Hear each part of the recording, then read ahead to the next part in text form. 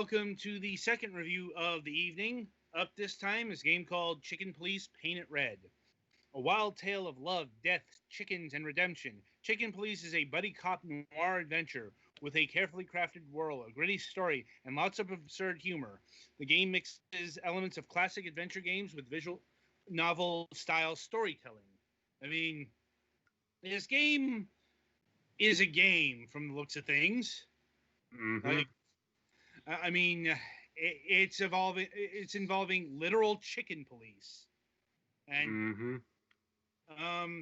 I suppose my I have a question in that regard.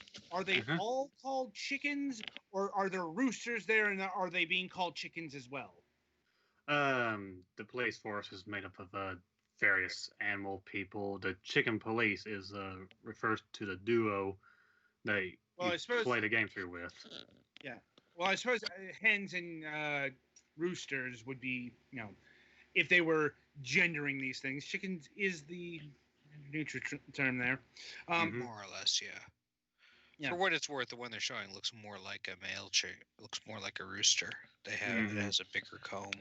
Yeah, and this went with an interesting art style in the sense that everything's on the realistic side of things, and therefore much more nightmare-inducing. Yeah, I'd go with moderately disturbing.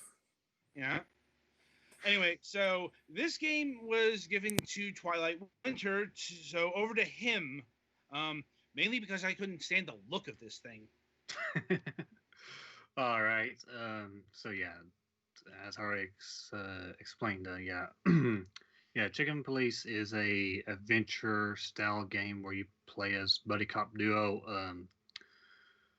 Santino Featherland, aka Sonny, and his partner Marty McChicken, who have been roped into a case that initially um, seemed like this could be a small, non-significant deal, but then grows into a much larger, somewhat nightmarish situation. Yeah, this game takes place in the melting pot city of Clawville, um, which is, seems to have some inspiration from Chicago because there's a reference to a at least mostly in the background of the story, a fire that occurred years ago and it had to be rebuilt. Um, I was gonna make a joke about when the image came up about visualizing the stereotypical noir detective narration, except the woman is a deer. But no, that's literally what happens. yeah, So. yeah, yeah, very much. Yeah, so yeah, yes, so now, so in the story itself, it's straight up a noir tale. You got the mysterious femme fatale, and the Sonny himself is a cynical, um, nearing retirement, old police, middle age. I think there's no real indication of what his exact age is, except he's old and he's nearing retirement. Yeah, yeah, it's mentioned plenty of times. He used to be a lot more reckless and more spirited as well than during his younger days, and yeah, but now he's seen so much crap in his life as a police officer and detective, and that he he yeah, his life hasn't been exactly nice to him. Well, his partner Marty or Martin McChicken is still gun ho, and though he's apparently not that too much younger than Sonny himself, and their buddy cop chemistry and stuff in the story is very well done, and the story itself, well written as well. As far as I've gotten into the story itself, I hadn't beaten it, but I have in surprisingly enjoyed what I did play through. And the story is pretty engaging, and I guess I'm kind of a sucker for buddy cop stuff as well. It's always amusing, and the interactions between Sonny and Marty are quite fun to read or listen to. Since this game does have voice acting in it, the voice acting is really good. As professional voice actors, from what I read. Um, but let's see here. Trying to think of what else to say about the story itself. I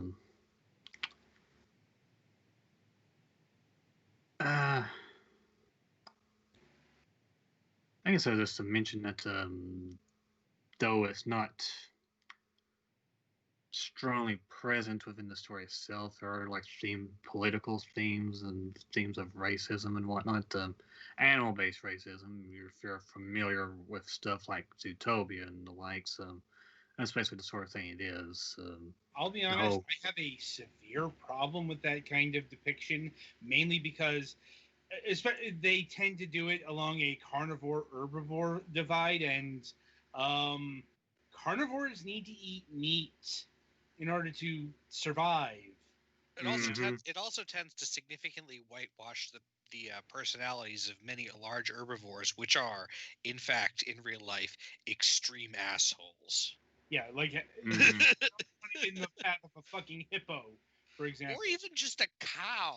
Right. I'm just saying, yeah, like it's never been a good analog, and it's why I never took to even like Beastars. No, everyone fucking raves about that series, but I'm like, I can't buy this. It's like, oh, and the fucking carnivores eat plant-based material.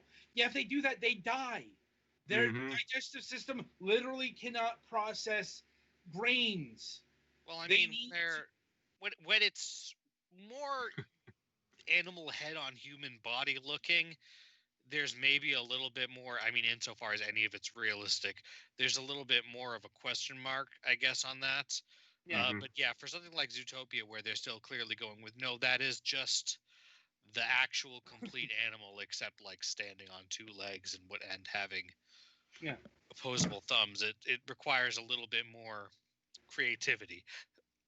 And yeah, it's like it's also the unfortunate implications because, carnivores by their nature have to eat meat to live. So what the fuck are you trying to actually say here? Right? Anyway, personal rant over, continue with review. Yeah, that's basically the point I was going to make. Is like you said, Adam, that's kind of the issue with it. It's actually mentioned in the story how BS it is for a thing to be a thing because it's in their nature, in the nature of the carnivores to eat the herbivores and other carnivores and other animals, basically. And guys, apparently, Sonny himself doesn't really like to get into the whole issue and likes to stay away from it. And so that's why it's not a front and center issue, thankfully, in the story. Let's see now. But the main point of this story is the whole basically nightmares from the character's past come up and such. They're basically their past catching up with them and such, and that's and the whole how the city of Clawville itself is falling apart, and everybody's surprised that it's still standing and whatnot, basically. And it seems like it's all probably going to come down to what's the fate of the city itself, apparently, or something like that. I'm not going to say more beyond that. But there's plenty of intrigue and twists to keep a person engaged. Now, for the gameplay itself, yeah, this is a point-and-click adventure game.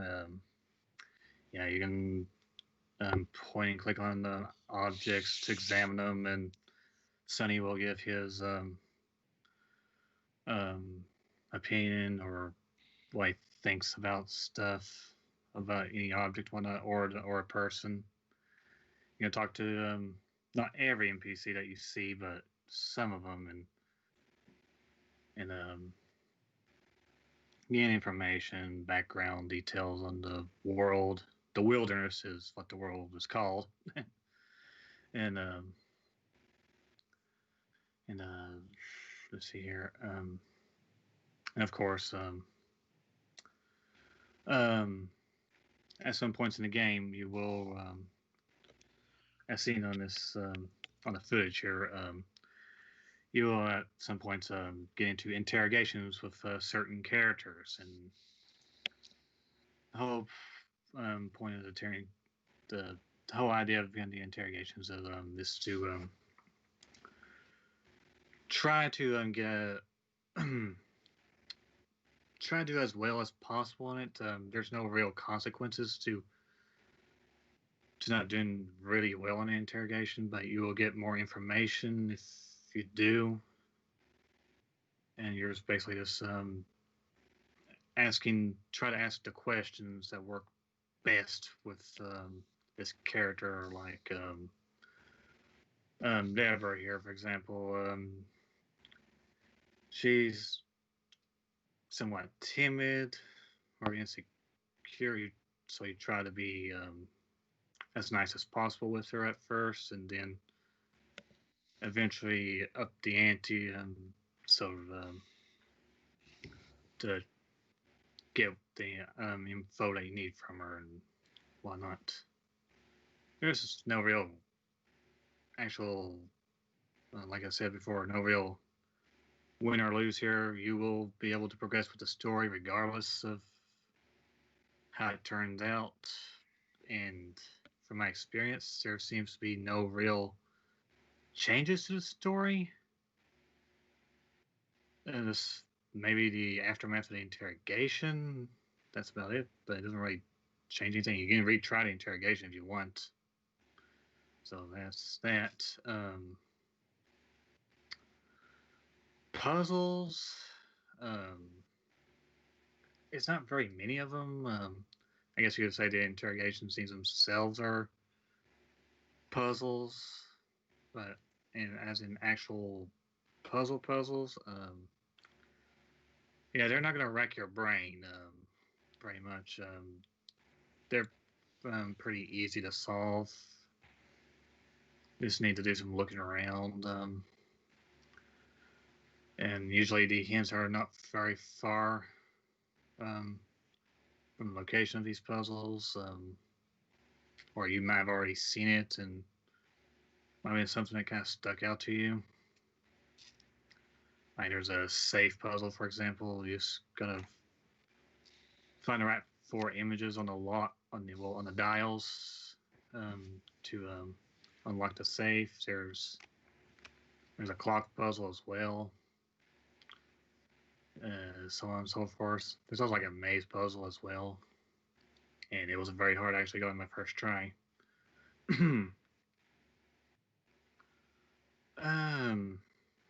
So yeah, there's not the most complicated puzzles. Yeah, this game seems to be more concerned with the story than actually challenging you with brain teasers.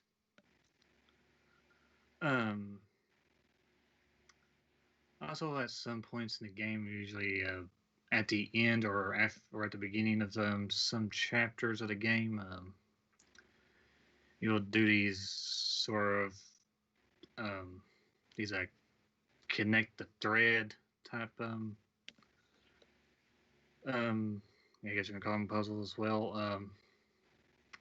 There's no real win or lose deal with these either. You won't be able to progress through the game until you complete them, so they won't mess you up or anything. Yeah, it's where you basically Sonny is mulling over what he's learned so far, and just basically as a player, use the information you have to connect who to what clue or information that you have. And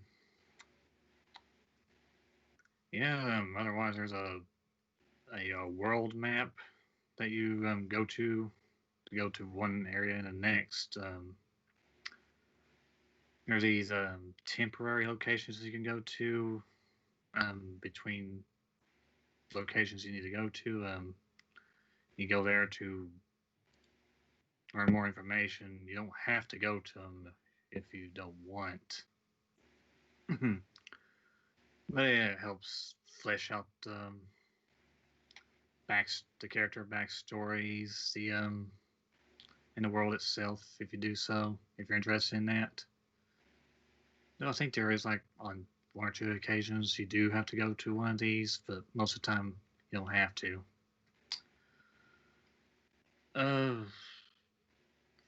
Yeah, basically the gameplay isn't um, anything that's going to challenge you. As I already said, the game's more concerned with its story than actually challenging the player.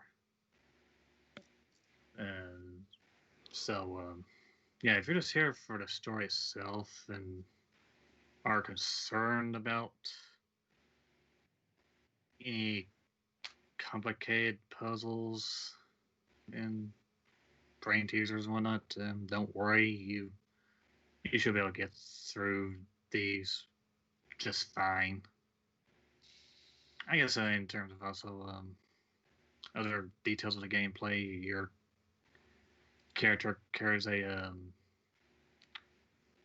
book on him that has information on the various characters you run into and gets updated with each new detail you learn about these characters. And it's good for reference on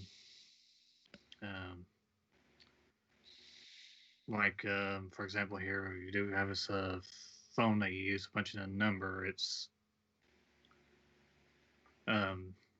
if you don't usually the characters will bring up the number themselves, but if you need to, you can just look back to this codex, I guess you can call it, or glossary notebook, basically. Yeah. There's also like various terms in the book as well. On if you're interested with and being reminded of certain world building details like terms and whatnot. So, so which one first? I guess I'll go ahead and get to the visuals, which is one of the most interesting parts of this game. Yeah, it's going for that realistic look, and for certain characters, it ain't too bad, but for some others, yeah, some of them can be a bit nightmare fuel, I guess. For Sonny himself here, it ain't bad, at least. You know, seeing where his neck is connecting to, so yeah, as far as I know, he never do. He keeps the trench coat on him on all times. So in it, so that didn't bother me too much, but I guess from certain angles when he's facing completely forward, that did kind of bother me some. But otherwise, it's In personally fairness, didn't find it too chickens bad. facing straight forward look weird in real life too. Yeah, it does. I admit that. And it's partially because that kind of head is not. They literally see things better by turning their head sideways. Mm-hmm. Yeah. Yeah, most of the time you'll only see. It's optimized for not being able to be snuck up on from the side and behind, not for focusing forward on something. Yeah. Yeah, it helps with their survival and whatnot. Yeah. We had for some other characters, the whole animal head connecting to a human body. They seamlessly connect well in some cases, though. Since I have to admit, there are some characters later on here that I don't think you ever will see him here in this footage, but actually, I think you will. Actually, well, anyway, it kind of looks like it's just been stuck there, sort of like somebody just slapped it onto the body and didn't really make any effort to make it look good. Um, those are far and few between, though. Most of the other characters look good, I guess you say. But when you do see one of the animals without anything covering her neck and whatnot, it looks weird and kind of disturbing in some cases. I wasn't too bothered by it personally. Well, with only even with few the exceptions. even with the deer lady, it was like couldn't quite tell where the fur stops on her shoulders. Yeah. Yeah, most of the time the fur from I've seen only ever stops around the neck. Yeah, I guess I think about now that kind of gets into some other visual details, and that's this game is. I guess I could have mentioned that before in the story section, but yeah, this game's definitely not for younger audiences. It is a noir story after all, so there's going to be plenty of foul language, but also in terms of visuals, while there isn't any outright nudity, there are times you will see plenty enough skin that you never say, no, this is not for kids. And yeah, that's all I'll say there. Um, yeah, the sexual, the sexual content in itself is just simply the nudity. Okay, for anyone who's wondering about that. So in terms of language, yeah, the character, the world has its own terms when it comes to foul language. There is plenty enough to allude to. You can pretty well tell what they're alluding to most of the time. Anyway, in terms of other visuals, yeah, the backgrounds and set pieces and whatnot look really good. Overall, this game is actually really nice looking overall. The effects, the weather effects here, the lighting, and so on. It's all very pretty. Let's see here. I guess that's all for the visuals. I guess in terms of music, and audio and whatnot. Well, I guess I'll get to, well, I already said before, the voice acting is professional and is really well done. So there's that. Yeah, I didn't have any issues with any of the voices. Everybody sound like how you would imagine when you first look at them. And they, I don't know. Part of me is just mentally watching this and just picturing animal noises. And just the text is like subtitles for the. Yeah. Oh, oddly enough, the voices are appropriate for each of the characters. Sonny's got the usual middle-aged, gruff-sounding um, police officer who's seen crap in his life.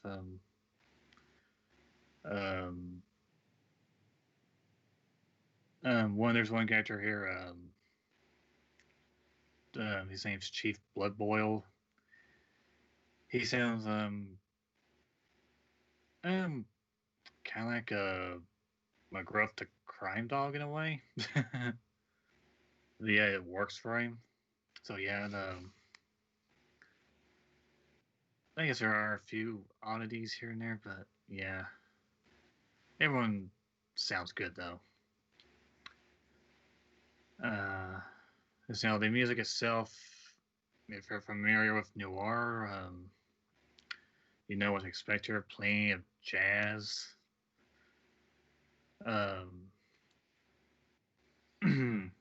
Yes, I didn't mention it before, but as you can tell here, this does take place in the it's reminiscent of the 1940s. So yeah, or maybe 1940s. Yeah, there's plenty of jazz here.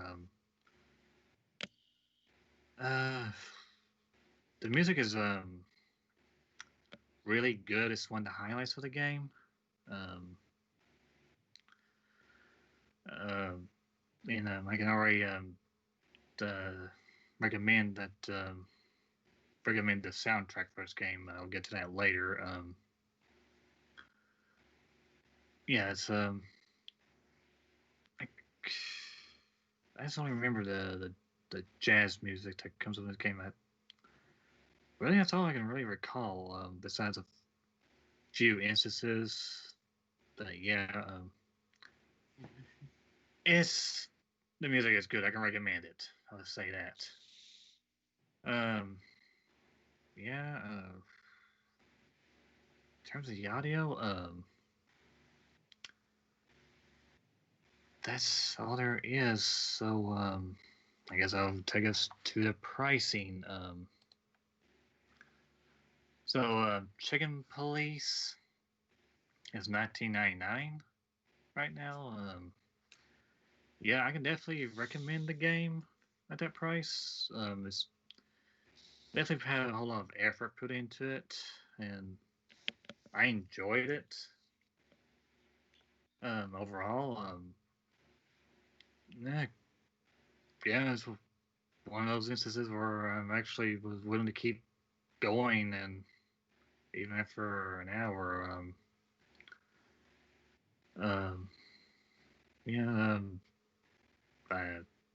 I was definitely engaged with the story.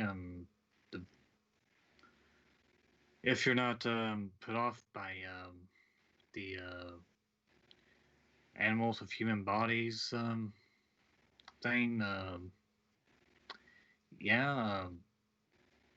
can recommend it. And there's the soundtrack. This isn't bundled with the sound. There's no soundtrack bundles here, but I can always, as I said before, the soundtrack is really good for $5. I can recommend it. And if you want to try out the game, there's a demo. If you just want to be sure before you buy it, you got that option. But yeah, it's got a engaging story. It's definitely got a lot of times there's plenty of comedy here and there, so it's not the story isn't grim, dark in any manner. There's plenty of lighthearted moments that helps alleviate the any dark atmosphere and whatnot. Earlier, I didn't mention before, but there's plenty of violence here as well. But if you're looking for a noir story, don't mind the animal people on human bodies,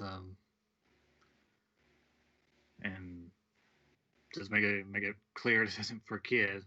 For kids, maybe okay for teens, whatnot, but yeah. So, yeah, this is actually one of the best games I've played this year. I have to say. So, yeah, yeah, for $19.99, $20, yeah, I can definitely recommend it. So that's it for me, I guess. Yeah, well, any last minute questions there before I say I'm actually done? I think I'm good. I think I've said pretty much everything that came to mind. So yeah, I can recommend it. So that's it for me. All right, then. So that'll about do it for Chicken Police here. Yeah. So be sure to tune in after the break as the Golics will be reviewing Bullet Beat.